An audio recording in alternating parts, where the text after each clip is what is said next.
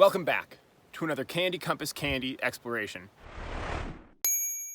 Today I'm here on the Greenstone Caples walk, and I'm just a little bit past the McKellar Saddle that sits at 945 meters above sea level.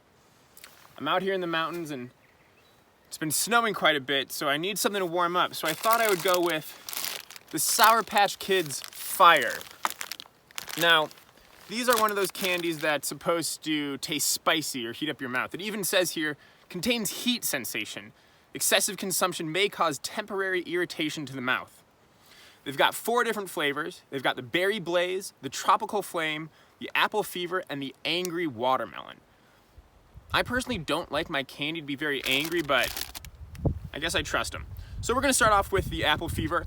You know, it tastes like apple, and it's kind of a bit sweeter almost, but there is a tinge of something. You can kind of feel maybe more of a numbness than an actual heat sensation, which is interesting. We have the Tropical Flame, which really means nothing as far as flavor goes.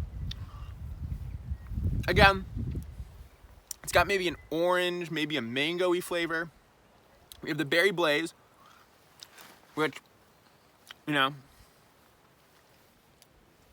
tastes like berry. That one so far probably has the least amount of heat sensation. And then the Angry Watermelon.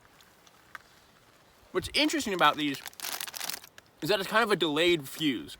It takes a while for the heat sensation to really get going. And then once it does, you've kind of eaten too many. And so that irritation of the mouth may have already begun.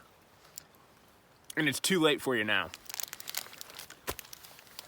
Now these may heat you up too much.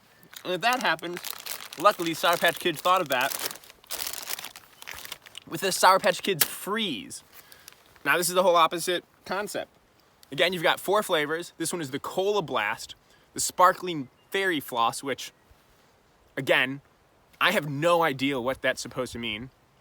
Lemonade and Limeade. So they're really leaning into their citrus drinks, which, you know, to each their own. We're gonna start with the lemonade.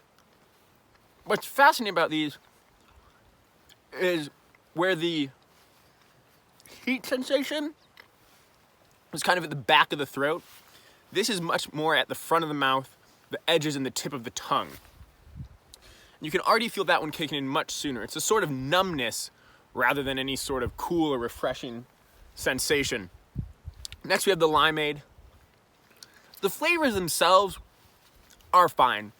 You know, there's not the sour really at all in these. That's to be noted. If you're looking for sour plus something, this is not the answer.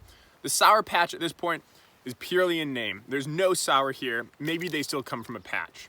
Next we have the Sparkling Fairy Floss. This one, it's sweet, it's red, it tastes kind of like a fruit punch, almost. And again, these are just much faster acting. Now we finally have the Cola Blast. I don't understand why it's this color. Clearly they've gone for more of the cola than the more for the blast than the cola.